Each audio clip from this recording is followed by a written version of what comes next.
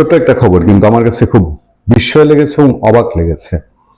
দেখেন খবরটার হেডলাইনটা যদি আপনারা দেখেন, ১.৫ বছরে ১৫ বিচারপতির বিদায়, অন্যদের জন্য সতর্কবার্তা। কি ঘটেছে? ২০২৪ সালের নভেম্বর থেকে ২০২৬ সালের এপ্রিল, মাত্র ১.৫ বছরে এই সংক্ষিপ্ত সময়ে হাইকোর্ট বিভাগ থেকে বিদায় নিয়েছেন ১৫ জন বিচারপতি। তাদের কেউ স্বাভাবিকভাবে অবসরে যাননি। ফ্যাসিস্ট সরকারের দোসর হিসাবে ভূমিকা রাখা, দুর্নীতি, অনিয়ম ও ক্ষমতার অপব্যবহারের অভিযোগ ওঠায় এই বিচারকদের বিদায় নিতে হয়। ৫ আগস্টের পরে সবচেয়ে বড় মবের ঘটনা ঘটেছিল প্রধান বিচারপতিকে নিয়ে।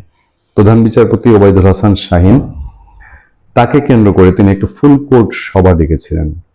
বলা হয় এই ফুল কোর্ট সভাটি ওবায়দুল হাসান শাহীন বিচারপতি তিনি ডেকেছিলেন ইউনূস সরকারকে অবৈধ ঘোষণা করার জন্য। এরকম একটি আলাপ অন্তত প্রচলিত আছে। এবং এরপর মবের আয়োজন করা হয় হাইকোর্টমুখী।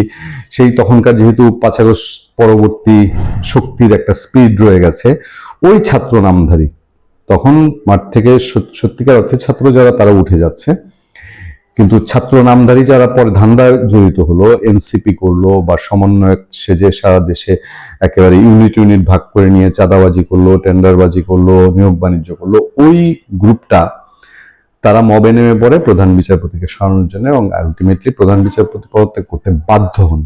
সিচুয়েশনটা এমন হয়েছিল, বাধ্য হয়েছে। আচ্ছা, সেই সময় প্রধান বিচারপতিকে সরানো হয়েছে। পরে বাংলাদেশের নজিরবিহীনভাবে এবং অকল্পনীয়ভাবে আসিফ নজরুল আইন উপদেষ্টা, বলতে পারেন তার হাত ধরেই আরো বেশ কয়েকজন বিচারপতি সরে যেতে বাধ্য হয়েছিলেন।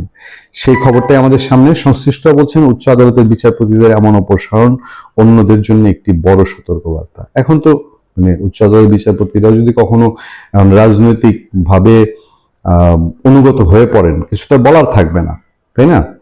সুপ্রিম জুডিশিয়াল কাউন্সিলে অভিযোগ বিচারাধীন অবস্থায় পদত্যাগ করে বিদায় নিয়েছেন ৫ জন বিচারপতি। অভিযোগ প্রমাণিত হয় অপসারণ করা হয়েছে আরো ৩ বিচারপতিকে। আওয়ামী লীগ আমলে নিয়োগ পাওয়া ২ অতিরিক্ত বিচারপতিকে আর স্থায়ী করা হয়নি। এছাড়া বিচার কাজে বিরত থাকাকালীন চাকরির বয়স ৬৭ বছর পূর্ণ হওয়ার অভিযোগ নিয়ে অবসরে চলে গেলেন ২ বিচারপতি।